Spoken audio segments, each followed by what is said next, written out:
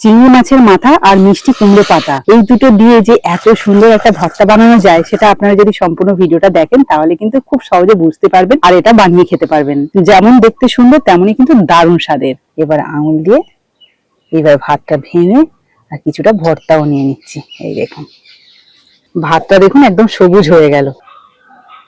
নমস্কার বন্ধুরা, সাবিত্রী কিচেনে সবাইকে স্বাগত জানিয়ে এখন আমি রান্নাঘরে যাব। তবে তার আগে আমার রান্নাঘরের একদম সামনেই রয়েছে কয়েকটা কুমড়ো গাছ, আর এই কুমড়ো গাছের একদম কচি কচি পাতাগুলো তুলে নেব আর এটা দিয়ে দারুণ একটা রেসিপি বানাবো। একদম সবুজ আর সতেজ দেখে কুমড়ো পাতাগুলো কেটে নিচ্ছি, একদম কচি পাতাগুলোই নিয়ে নিচ্ছি।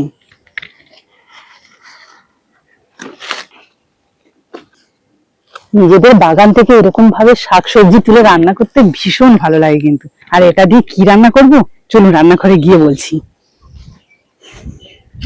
এই কুমড়ো পাতার সাথে আমি কিন্তু চিংড়ি মাছের মাথা দিয়ে দারুণ একটা ভর্তা বানাবো, আর এটা খেতে কিন্তু দারুণ লাগবে। আগের দিন যে রেসিপিটা বানিয়েছিলাম তাতে কিন্তু চিংড়ি মাছগুলো ব্যবহার করে নিয়েছি, আর চিংড়ি মাছের মাথা এবং খোসাগুলোকে আমি রেখে দিয়েছিলাম, সেগুলো দিয়ে কিন্তু এই মিষ্টি কুমড়ো পাতার ভর্তা বানাবো। বানানো খুবই সহজ এবং খুব কম সময় লাগবে। আপনারা শুরু থেকে শেষ অবধি ভিডিওটা দেখবেন, আশা করি ভালো লাগবে। এখানে কিন্তু প্রায় 150 থেকে 200 গ্রাম চিংড়ি মাছের খোসা এবং মাথা রয়েছে। এটা দিয়ে খুব ভালোভাবে অনেকটা পরিমাণে ভর্তা তৈরি হবে। আচ্ছা দেখুন, কচি কচি কুমড়ো পাতাগুলো যে তুলে নিয়ে এসেছি এগুলোকে কিন্তু ভালো করে একটু পরিষ্কার করে নেবো। যতই বাগানের কুমড়ো পাতা হোক বা অন্যান্য সবজি হোক না কেন, সেগুলোকে একটু ভালো করে পরিষ্কার করে নিতে হয়, কারণ মাকড়সার জাল বা পোকামাকড়ও থাকে। তো তার জন্য আমি এই যে পাতাগুলো একদম দেখুন কচি সতেজ পাতা একটু এইভাবে ঝেড়ে নেবো, তাহলে মাকড়সা বা মাকড়সার জাল থাকবে সেগুলো কিন্তু পরিষ্কার হয়ে যাবে। আচ্ছা, এই কুমড়ো পাতা কারা কিভাবে রান্না করে খান অবশ্যই কিন্তু কমেন্টে জানাবেন। আমি কিন্তু এই কুমড়ো পাতা পুর ভরে অনেকবার কিন্তু রান্না করে খেয়েছি, ভীষণ ভালো লাগে কিন্তু খেতে সেটা। আর আজকে এই ভর্তাটাও কিন্তু এই যে চিংড়ি মাছের জন্য, মানে চিংড়ি মাছের যে মাথা বা খোসা রয়েছে এটা দেওয়ার জন্য এই ভর্তাটা দারুণ টেস্ট আসবে। তো সেই জন্য আপনাদের সাথে শেয়ার করছি। আপনারা যদি এরকম কুমড়ো পাতা পান কচি কচি, তাহলে কিন্তু এরকম ভর্তা বানিয়ে একবার হলেও দেখবেন আর আমাকে অবশ্যই কমেন্টে জানাবেন। তো চলুন পরিষ্কার করে নিলাম, এবার কিন্তু এটাকে বটি দিয়ে কেটে নেব। পাতাগুলোকে এবার ভালো করে ধুয়ে নেবো, তার জন্য এর মধ্যে দিয়ে দিচ্ছি কিছুটা জল। এইভাবে কিন্তু কচলে কচলে ধুয়ে নেবো।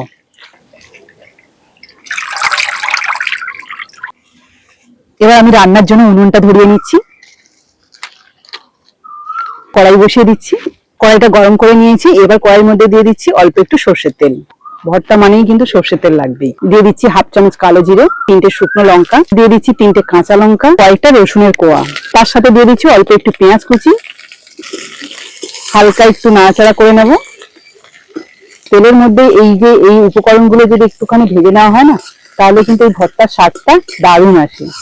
পেঁয়াজ রসুন কাঁচা লঙ্কা গুলোকে হালকা করে একটু ভেজে নিলাম, মানে ওই 1 মিনিট মতো নাড়াচাড়া করে নিয়েছি। এবার যে চিংড়ির মাথা এবং খোসাগুলো রয়েছে এগুলো দিয়ে দেবো।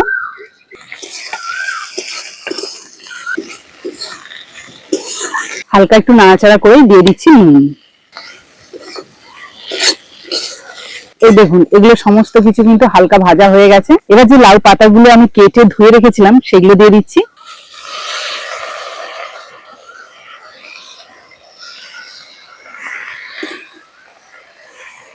হালকা করে একটু নাড়িয়ে নেব যাতে পাতাগুলো নিচের দিকে যায়। ব্যাস, এবার কিন্তু উপর থেকে একটু ঢাকা দিয়ে দেবো যাতে কুমড়ো পাতাগুলো তাড়াতাড়ি সিদ্ধ হয়।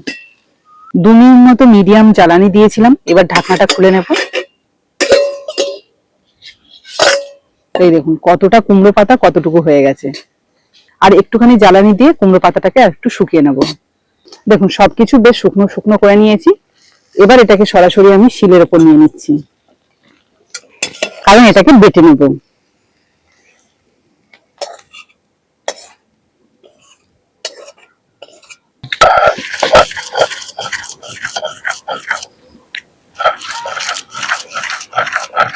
দেখুন এটাকে বাটছি তো কি সুন্দর একটা গন্ধ বেরোচ্ছে।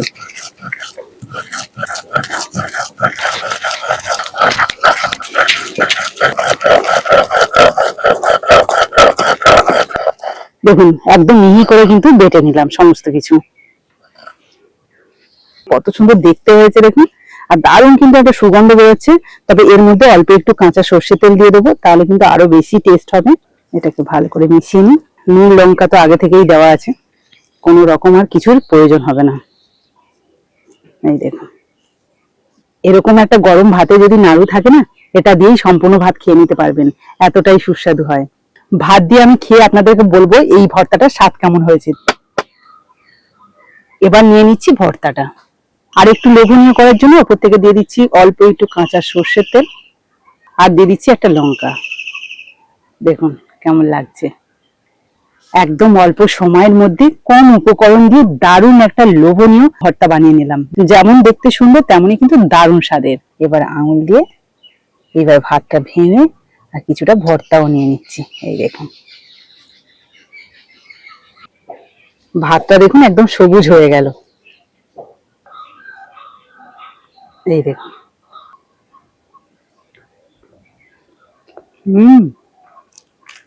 চিংড়ি মাছের মাথাগুলো ছিল, সেগুলোর মধ্যে প্রত্যেকটাই খুব ভালোভাবে ঘি ছিল, তো তার জন্য এই স্বাদটা কিন্তু দারুণ এসছে। এটা দিয়েই কিন্তু সম্পূর্ণ ভাতটা খুব ভালোভাবে খাওয়া যাবে।